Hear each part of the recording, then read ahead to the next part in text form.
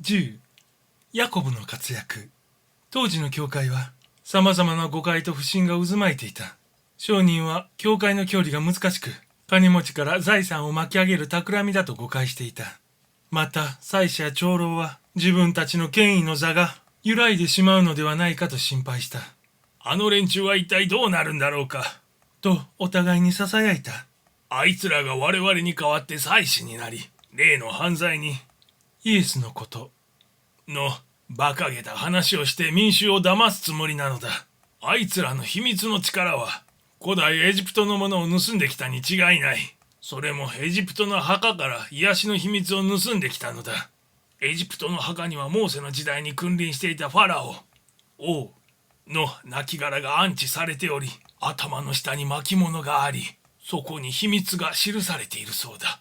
モーセもそこから秘密を教わり、それにイスラエルの神の力を加えたのだそうだ。でも奴らの秘密の力とやらは、どうやら悪魔の仕業かもしれないな。こんな風に人々が集まるところでは、取り留めのないことが噂されていたのである。さて、極利は選び抜かれたものばかりで、弟子たちは牢獄の中にいるものとばかり思っていた。軍の将校が牢獄に急行して報告を受けた。夜明けにここを通った者は一人もおりません。我々は一晩中見守っておりました。と極利は報告した。この報告を聞いて、神殿の総大は内心喜んだ。彼はひょっとしたら奇跡が起こっているかもしれないと心配していたからである。彼が牢獄に来て、中に入ってみて驚いた。なんとそこには一っ子一人見当たらないではないか。まるで砂漠のようであった。極利も中に入ってきて驚いた。彼らは一睡もしないで見張っていたことを主張した。総大は頭に血が上った。弟子たちはもう神殿の庭で神の教えを説いており、さらに聖霊のお助けによって牢獄から救出されたことを民衆に語っていた。総大は急いで将校を神殿に走らせた。彼らが神殿の庭に近づくと民衆は彼らに言った。お前たちがこの聖人に手出しをしたら承知しないぞ。石の雨を降らせるからな。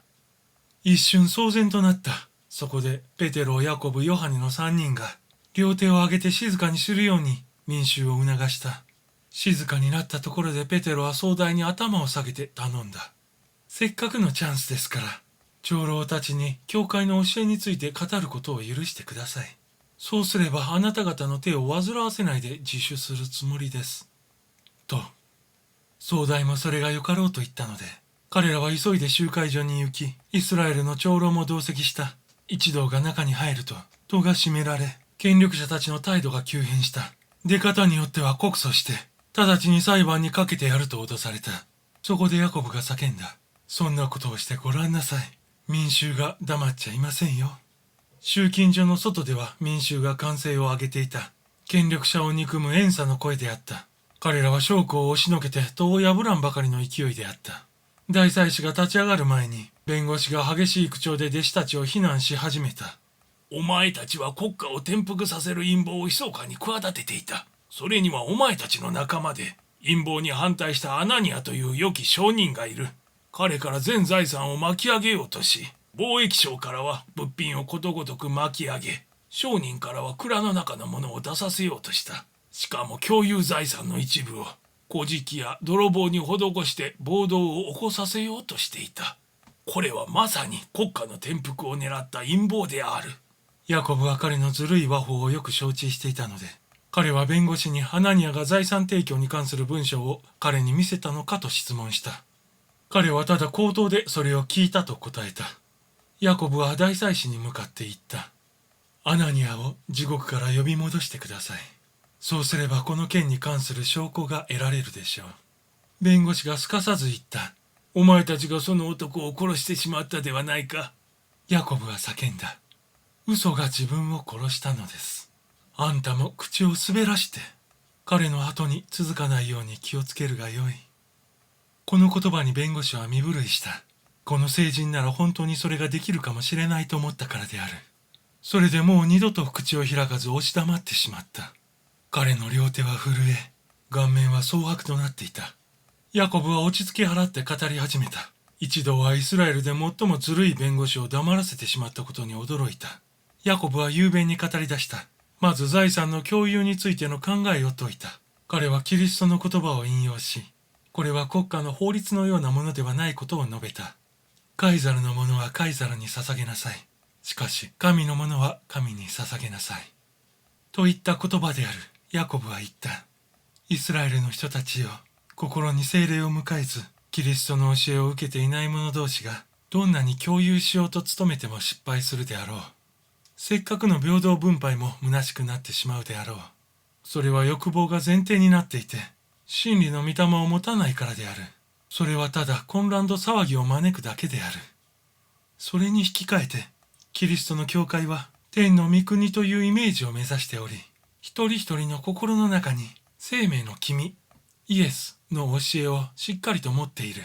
その上イエスは地上に天の御国を打ち立てて、霊による喜びが心の中にあふれるようにしてくださったのである。イエスに従う生活を始めると、一人でに美と真理の霊に導かれるようになるのである。国家は国家であり、すべての人は国家の法律に従うべきである。しかし心の内にキリストの恵みを持ち、真理の御霊に導かれるならば、お互いが本当の兄弟のようになり、心から財産を分け合うことができるのである。彼らは平安に満たされ、主の働きのために超自然的な力が発揮されるようになるのである。このように教会の人々は、キリストの教えたルールを守り、慈愛に満ち貧しい兄弟たちを助け、すべてのものを愛によって分かち合っているのである。世の中には様々な組合や団体があるだろう。それらはみんな民間の権威者によって運営されており、それぞれの組合や団体には財産や役人がいるものである。しかしキリストの教えに支えられている教会にはそんなものはなく、全く自発的に運営されている。教会には個人を縛り付けるような束縛はなく、男も女もみんな持ち物を仲良く分け合っているのである。持ち物だけではない。様々な働きについても分け合っているのであるが、知恵の霊に満たされている生徒が采配を振るっていて、決して妬みが起こらないように配慮されているのである。人間にとって本当に必要なルールとは、野獣のように欲望だけで生きることから向上してイエス・キリストの真理に生きようとすることである。以上がヤコブが語った要旨である。彼は聴衆に対して国家と教会を混同してはならない点を明確にした。すなわち国家は国民全体を保護するためにあるものであり、国民の共通の意思や願いに基づいてことを処理するところである。しかし教会は内面生活、心のために存在するもので、天の御国というイメージのもとにあるものである。したがって教会は決して国家をひっくり返すような陰謀などとは関係なく、むしろ国家を強くするために存在していることを示したのである。ヤコブの明確な説明によって信者は満足し、市民として果たすべき貢ぎ物をカイザルに差し出す準備をした。